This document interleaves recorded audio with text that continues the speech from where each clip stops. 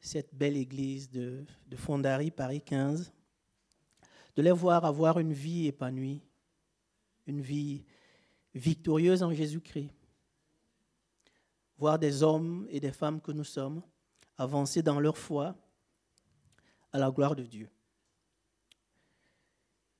Et nous pensons que pour atteindre ce noble objectif, un des moyens, c'est de revenir sur la saine doctrine, des choses qu'on peut considérer de simples, mais qui sont ô combien importantes pour que nous ayons une vie victorieuse en Jésus-Christ.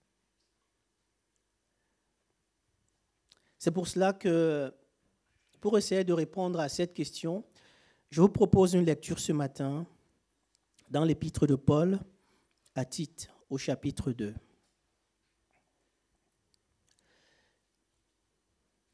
Tite, chapitre 2, à partir du verset 11. Tite 2, verset 11. Nous lisons.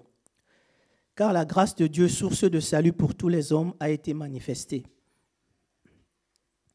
Elle nous enseigne à renoncer à l'impiété et aux convoitises mondaines et à vivre dans le siècle présent selon la sagesse, la justice et la piété, en attendant la bienheureuse espérance et la manifestation de la gloire du grand Dieu et de notre Sauveur Jésus-Christ. » Nous allons relire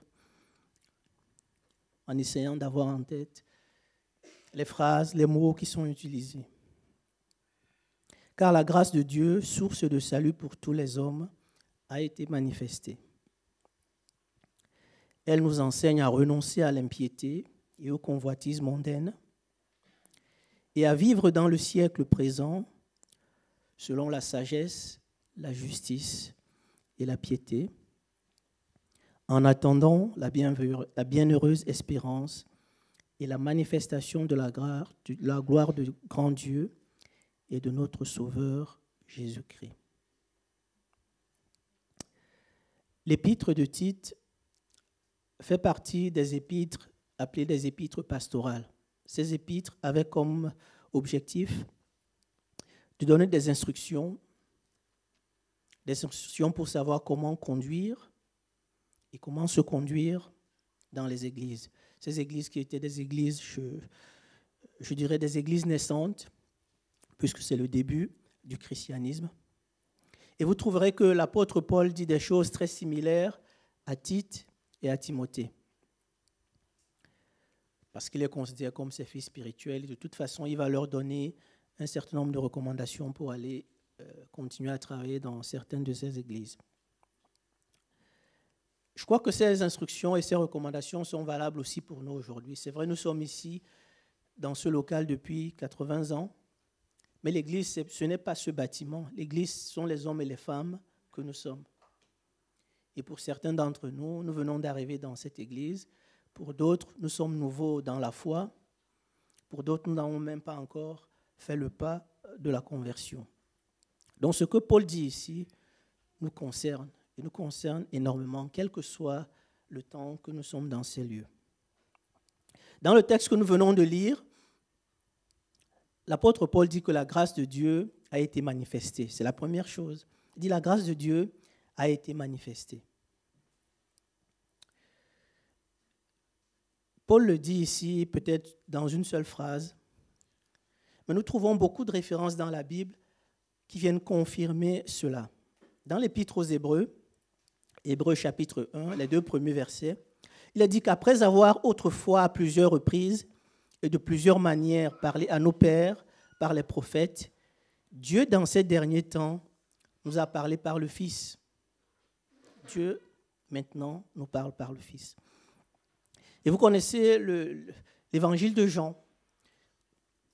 L'évangile de Jean qui est légèrement différent des 3 autres, qui sont plutôt chronologiques.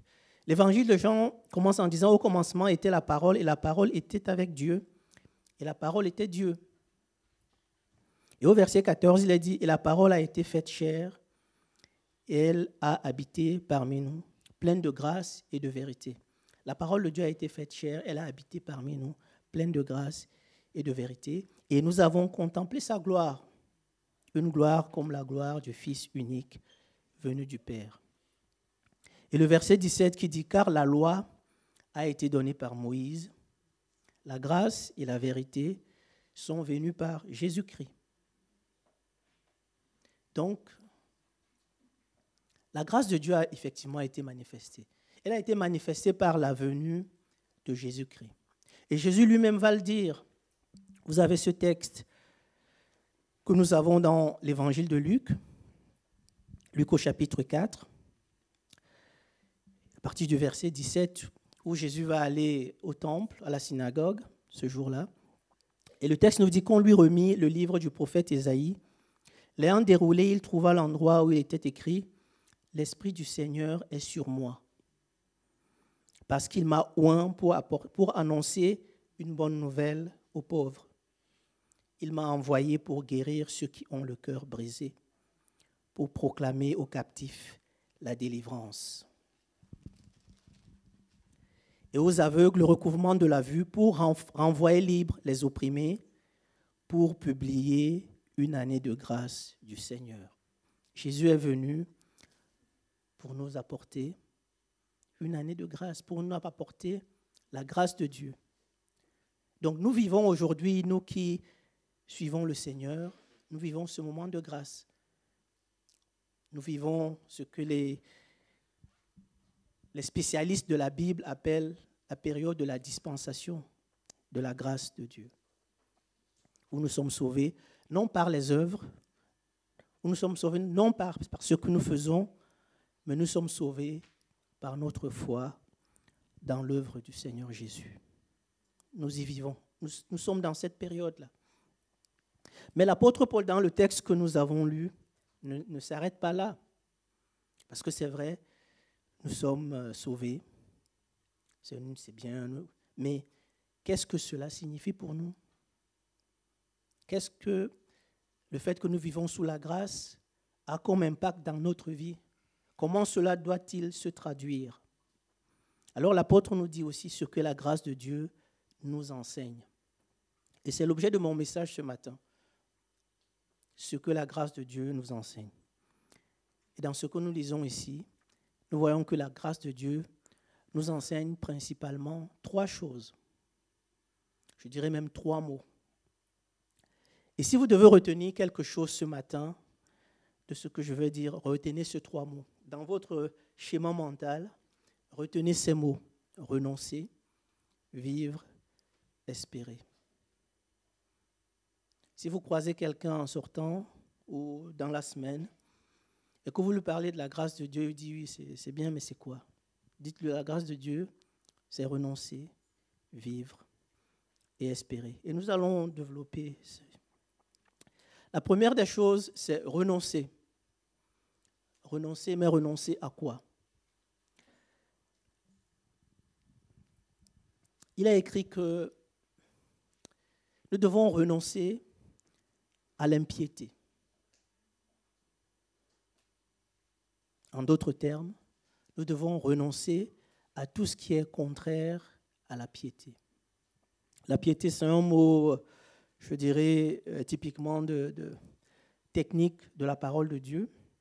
Lorsque j'ai regardé dans le micro Robert, il a défini la piété comme un fervent attachement aux devoirs et aux pratiques de la religion. Un fervent attachement aux devoirs et aux pratiques de la religion. En fait, c'est un attachement, un fort attachement à ce qu'on attend d'un croyant, quelqu'un qui a la foi.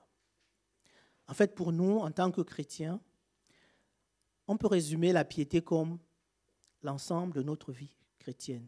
C'est la partie visible de notre nouvelle vie. Notre culte à Dieu, notre vie de prière, notre amour pour la parole de Dieu, sa méditation, sa mise en pratique.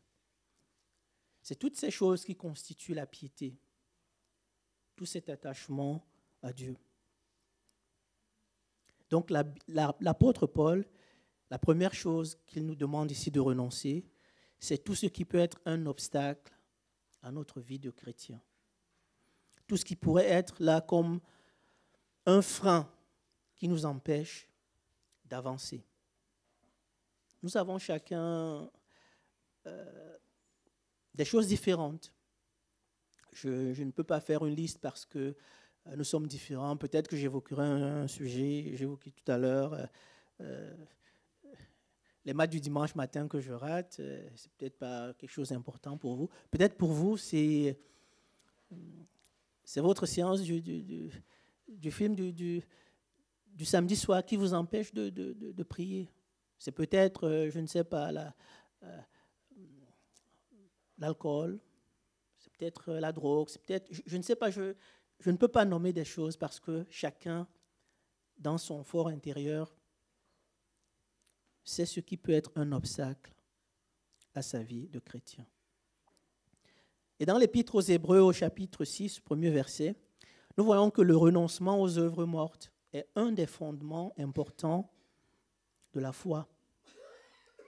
Le renoncement aux œuvres mortes. Et les œuvres mortes, vous en trouvez, en tout cas je l'espère, vous pourrez en faire la liste pour chacun de vous. Vous connaissez l'Épître aux Galates qui parle des œuvres de la chair, qui fait toute une liste. Cette liste-là, vous pourrez la découvrir, si vous le souhaitez, dans Galates au chapitre 5. Vous verrez quelles sont les œuvres de la chair. Il y a toute une liste. L'apôtre Paul, lorsqu'il avertit Tite, il lui dit qu'on doit renoncer à ces choses-là. La deuxième chose que l'apôtre demande, en tout cas indique à Tite, et donc à nous aujourd'hui, de renoncer, il s'agit des convoitises de ce monde, des convoitises mondaines. Je sais que c'est pas quelque chose d'évident, parce que lorsque on nous parle des convoitises mondaines, nous sommes quelque peu gênés d'une manière ou d'une autre. Mais n'oublions pas que la convoitise est quelque chose que Dieu a toujours éprouvé. Dès les 10 commandements, nous trouvons, dans le dernier commandement, Dieu indique au peuple de ne pas convoiter. Tu ne convoiteras point la maison de ton prochain. Tu ne convoiteras point la femme de ton prochain, ni son serviteur, ni sa servante, ni son bœuf, ni son âne, ni aucune chose qui appartienne à ton prochain. Donc, dès le début, Dieu nous avertit sur la convoitise. Et ici, l'apôtre Paul reprend quelque part la même chose. Il ne cite pas forcément, comme nous trouvons dans le 10e commandement, mais il donne une vision un peu plus large. Peut-être que pour nous, ce n'est pas le bœuf du voisin qui nous intéresse, c'est peut-être sa maison, c'est peut-être son poste, c'est peut-être sa qualité de vie.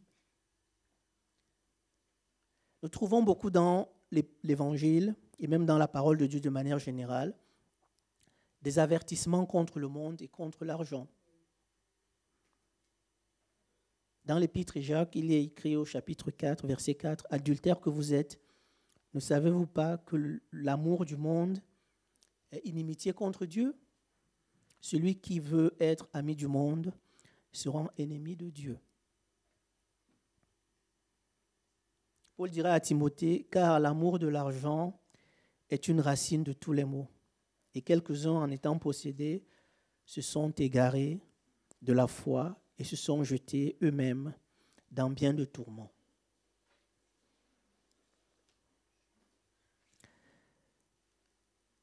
Nous devons être attentifs à cela. L'autre texte dans Hébreux nous dit, « Ne vous livrez pas à l'amour de l'argent, contentez-vous de ce que vous avez, car Dieu lui-même a dit, « Je ne te délaisserai point et je ne t'abandonnerai point. » Donc nous avons beaucoup d'avertissements sur notre recul que nous devons avoir par rapport aux choses de ce monde. Comprenez-moi bien, je ne suis pas contre l'argent. L'argent est une nécessité. Nous en avons besoin pour vivre, pour faire face à nos dépenses. à nos responsabilités en tant que parents, en tant que membres de cette Église. Donc l'argent n'est pas le problème. Le problème, c'est l'amour de l'argent. La convoitise, c'est un désir ardent. C'est désirer avec avidité quelque chose qui appartient à quelqu'un d'autre. C'est en gros envier. Donc tout notre intellect, toute notre pensée est focalisée sur la chose. C'est ça. Et si toute notre pensée, tout notre amour est focalisé pour ces choses, que reste-t-il pour Dieu? Alors Dieu nous met en garde contre la convoitise de ce monde. Dans la première lettre de Jean, au chapitre 2, il dit « N'aimez point le monde, ni les choses qui sont dans le monde. Si quelqu'un aime le monde, l'amour du Père n'est point en lui. Car tout ce qui est dans le monde, la convoitise de la chair, la convoitise des yeux et l'orgueil de la vie, ne vient point du Père, mais vient du monde. » L'orgueil, la convoitise des yeux. Je pense que ce sont des choses qui nous parlent, chacun pour sa part. L'apôtre Paul nous demande de renoncer à cela. C'est cela aussi la grâce de Dieu. Vivre sous la grâce, c'est renoncer à ces choses. Et ce que dit Jean ici dans son épître nous fait écho par rapport à ce que l'Ecclésiaste nous a dit. Lorsque l'Ecclésiaste fait le bilan de sa vie, il nous parle de la vanité du monde. Bien sûr, cela ne veut pas dire qu'il ne faut rien faire. Cela ne veut pas dire qu'il ne faut pas travailler. Cela ne veut pas dire qu'il ne faut pas s'occuper de sa famille. Cela ne veut pas dire qu'il faut... D'ailleurs, je ne connais aucun de nous ici qui aimait bien retourner à, comment on dit, entre guillemets, à l'âge de pierre. Ce n'est pas cela, ce n'est pas ce que je dis. C'est ce que Dieu nous demande de travailler. Mais ce qui est important, c'est que nous ayons en esprit que toutes ces choses vont passer, que nous sommes de passage sur cette terre, que nous sommes des pèlerins et que ce n'est pas notre destinée. Que nous devons avoir du recul par rapport à toutes ces choses. Si Dieu me fait grâce, il me donne un bon travail, béni soit Dieu. Mais je ne suis pas amoureux de ce travail. C'est d'abord Dieu qui est à la première place. Si Dieu me donne des moyens, ces moyens, bénis Dieu pour ces moyens peuvent être mis à son service.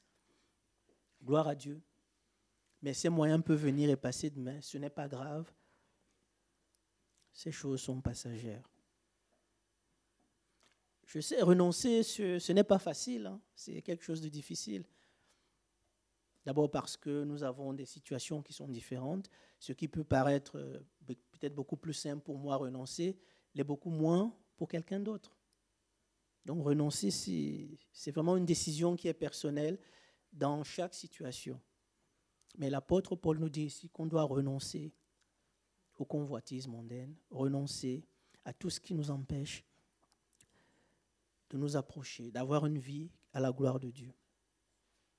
Renoncer, c'est un processus. Parce que cela ne se fait pas du jour au lendemain. Il y a des choses qu'on peut abandonner facilement, d'autres qui vont prendre du temps. Dieu le sait. Mais ce que Dieu attend de nous, c'est que nous puissions nous inscrire dans ce processus. Ce que l'apôtre Paul appelle le renouvellement de notre intelligence. C'est-à-dire ce que la parole de Dieu m'a enseigné, ce que j'ai compris, je le mets en pratique.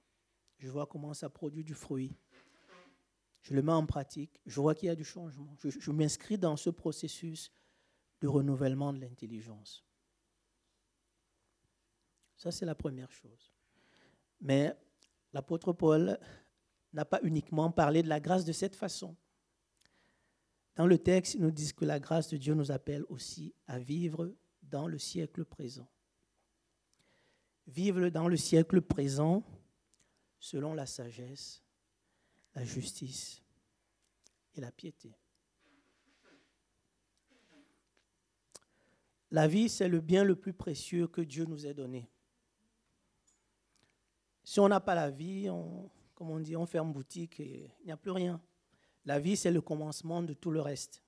Tous les projets que nous pouvons faire, tout ce que nous pouvons envisager, c'est parce que nous, implicitement, nous croyons que nous sommes en vie, que nous continuons à vivre. C'est pour cela que Jésus, lorsqu'il est venu, il a dit qu'il veut que les gens aient la vie, mais aussi que cette vie soit abondante. Dieu ne nous appelle pas à vivre de façon misérable.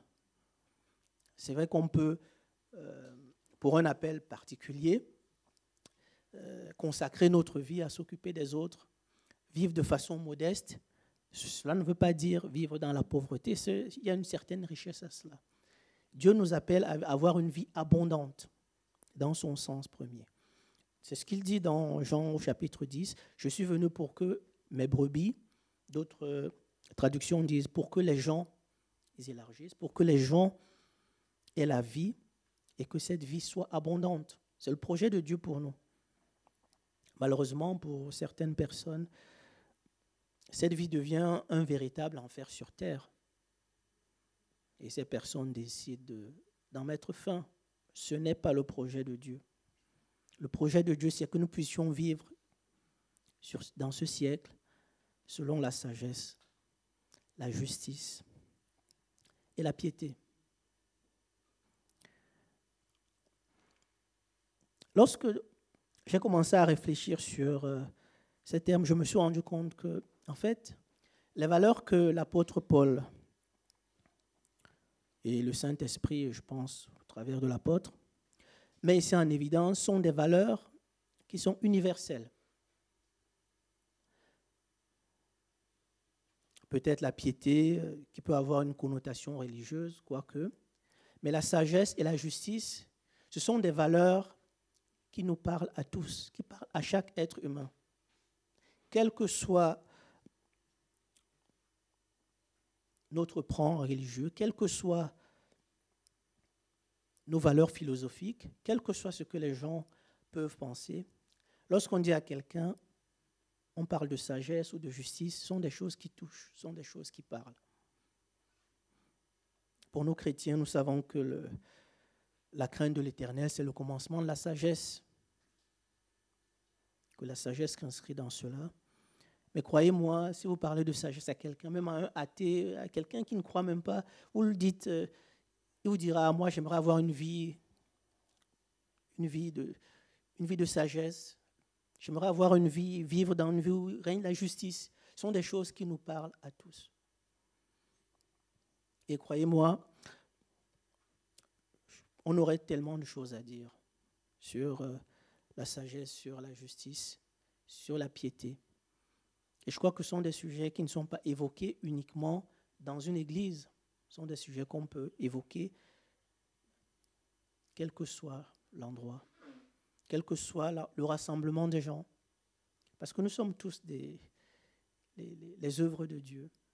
Et c'est ce que Dieu nous appelle. Donc lorsque j'ai dit, Seigneur, mais qu'est-ce que je peux prendre comme illustration? Qu'est-ce que je pourrais proposer à l'Église pour illustrer une vie qui reflète cela? J'ai eu à cœur le chapitre 3 du livre des Proverbes que nous allons lire. Je vous invite à lire ce matin avec moi. Proverbes chapitre 3. Je vais lire dans la version Semeur que j'ai trouvée, en tout cas que j'ai retenue par rapport à la version Second, que la plupart d'entre nous avons. Proverbe 3.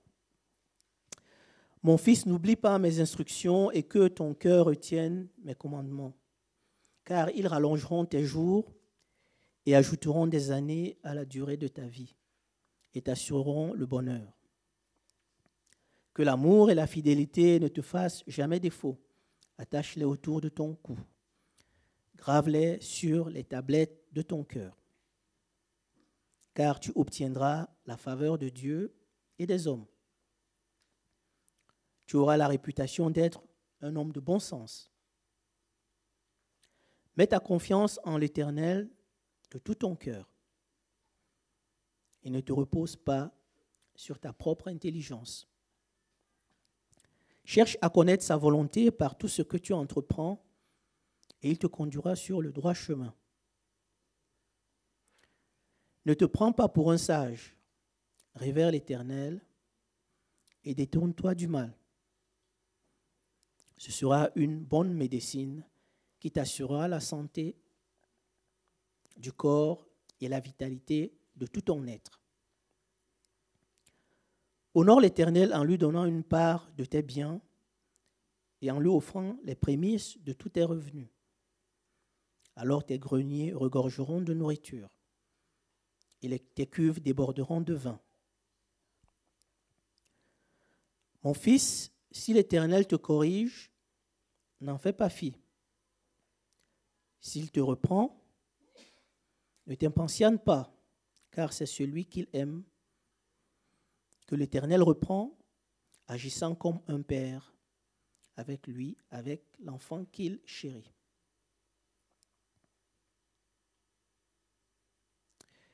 Heureux l'homme qui a trouvé la sagesse. Heureux celui qui est devenu raisonnable. Acquérir la sagesse vaut mieux que gagner beaucoup d'argent. Les avantages qu'elle donne sont plus précieux que l'or le plus fin. Elle a plus de prix que les perles et aucun trésor que tu pourrais désirer n'égale sa valeur. La sagesse offre dans sa main droite une longue vie et dans sa main gauche la richesse et la considération. Les voies dans lesquelles elle conduit sont agréables. Tous ses chemins convergent vers le bonheur. La sagesse est un arbre de vie pour ceux qui s'attachent à elle. Et ceux qui savent la garder sont heureux. C'est avec la sagesse que l'Éternel a fondé la terre et avec l'intelligence qu'il a disposé le ciel. Par sa science, il a fait jaillir l'eau des sources et ordonné aux nuages de répandre la rosée. Mon fils, garde les yeux fixés sur la sagesse et la réflexion. Retiens-les, car elles t'apporteront la vie. Elles seront une parure pour ton cou. Alors tu iras ton chemin en toute sécurité, sans trébucher. Quand tu te coucheras, tu n'éprouveras aucune crainte et ton sommeil sera paisible. Tu n'auras pas à redouter un désastre imprévu, ni la ruine qui ne manquera pas de fondre sur les méchants. Car l'Éternel sera ton assurance. Il gardera ton pied de tout piège. Si tu en as le moyen, ne refuse pas de faire du bien à celui qui est dans le besoin. Ne dis pas à ton prochain, va-t'en et reviens plus tard, demain je te donnerai, alors que tu peux le faire tout de suite. Ne manigance rien de mal contre ton prochain, alors qu'il vit sans défiance près de toi. Ne cherche pas querelle à quelqu'un sans raison, alors qu'il ne t'a fait aucun mal. N'envie pas les violents et n'adopte aucun de leurs procédés, car l'Éternel a en horreur les gens mauvais. Mais il réserve son intimité aux hommes droits. La malédiction de l'Éternel pèse sur la maison du méchant, mais il bénit la demeure des justes. Il se moque des moqueurs, mais il accorde sa faveur aux humbles. L'honneur sera la part des sages, mais les insensés porteront la honte. Que chacun de nous puisse méditer ce qui est dit dans ce texte pour sa propre vie. Il y a beaucoup de choses qui nous interpellent là-dedans. Méditer, c'est réfléchir au sens et aux conséquences possibles de ce que nous lisons. Que nous puissions trouver dans ce texte quelques pistes pour aller plus loin cette année, pour progresser dans notre vie de chrétien. Et le dernier verset de ce texte nous introduit dans la troisième chose que nous enseigne la grâce de Dieu, qui est espérer. Espérer L'espérance du chrétien, c'est un sujet qui est vaste, parfois difficile, qu'on ne peut pas traiter en 5-10 minutes.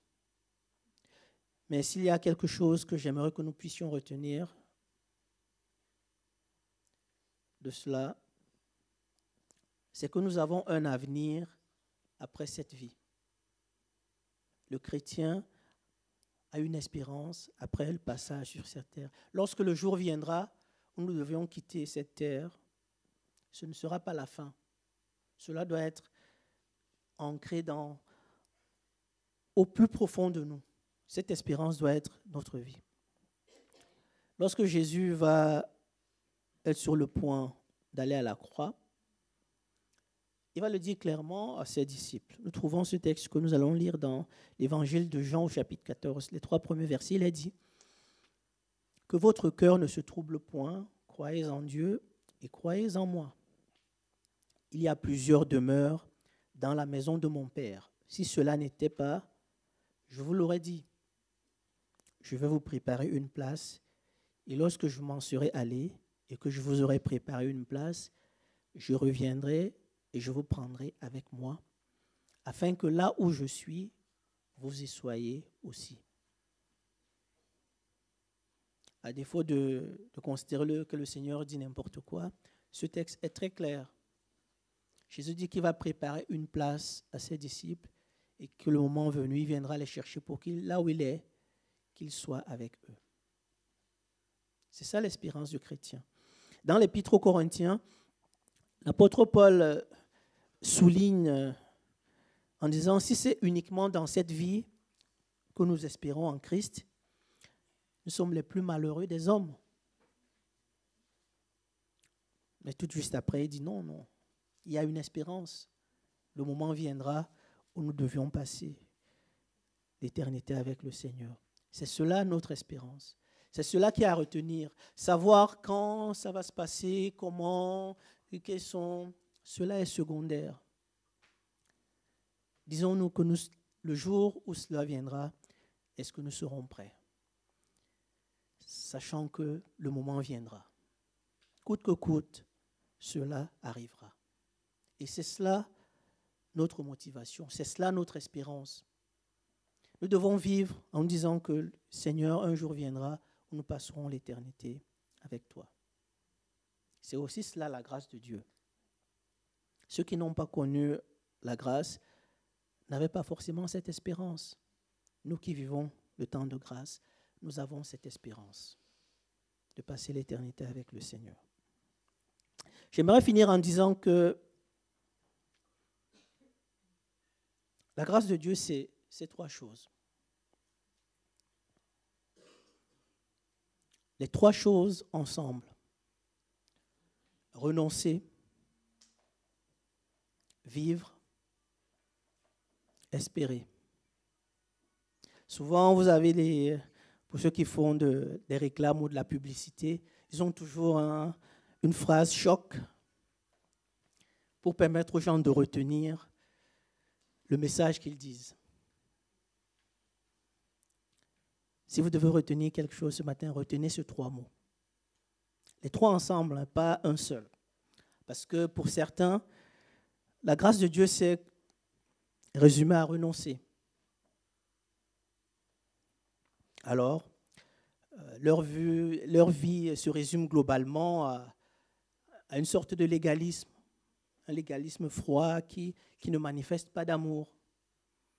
C'est ne fais pas ça, ne fais pas ci. Ah, ça va. Du coup, ceux qui les regardent n'ont pas du tout envie de leur ressembler. Je dirais, moi, je veux pas que ma vie se résume à cela. Pas du tout. Pour d'autres, malheureusement, ça s'est résumé à vivre pleinement la vie que Dieu leur donne. Ils ont oublié le renoncer. Ceux qui les connaissaient avant leur conversion ne voient pas du tout de changement. C'est toujours le même gars qui dit du mal des autres. Toujours le gars colérique, impatient, le nerveux qui pense qu'à lui. parle bien, il dit bien qu'il est chrétien, mais les gens qui le voient finissent par avoir des doutes vraiment sur sa conversion. Ils ont gardé uniquement le vivre, ils ont oublié le renoncer. Et puis certains, c'est uniquement espérer. Espérer, ils ont oublié de vivre. Pour eux, c'est on attend la nouvelle terre, les nouveaux cieux. Ils ont oublié qu'ils doivent avoir les pieds sur terre, qu'ils doivent avoir une vie abondante, être le sel de la terre, comme dit Jésus, être la lumière, pour que lorsque les gens les voient, les gens aient envie. Alors, on les traite comme les illuminés de Dieu et ils font peur aux gens. La saine doctrine, ce n'est pas cela. La saine doctrine, c'est les trois ensemble. Renoncer à tout ce qui nous éloigne de Dieu, tout ce qui vient être un obstacle à notre vie de chrétien. Vivre avec abondance dans la grâce de Dieu et l'amour de Dieu et l'amour du prochain. Vivre pleinement ce que Dieu nous apporte et espérer passer l'éternité avec le Seigneur. Si vous avez en tête ces trois choses, dites, je vis sous la grâce de Dieu. Qu'est-ce que cela veut dire? Mais cela veut dire, je dois renoncer, je dois vivre, je dois espérer. Retenez ces trois mots. Dans votre schéma mental, retenez cela. Vous pourriez l'utiliser pour évangéliser, pour parler de Dieu aux gens. Dites, nous vivons sous la grâce, nous ne sommes plus sous la loi. Oui, très bien. Qu'est-ce que cela veut dire? Mes chers amis, cela veut dire renoncer, ça veut dire vivre, ça veut dire espérer. Vous pourriez témoigner en utilisant ces trois mots. Que Dieu puisse nous bénir et que vraiment sa parole fasse du bien à notre cœur. Amen. Seigneur, je veux te remercier ce matin pour ta parole. Merci Seigneur de la bénir, qu'elle puisse faire l'œuvre pour laquelle Seigneur tu l'as appelée et que tu la donnes ce matin. Je te le demande au nom de Jésus. Béni sois-tu. Amen.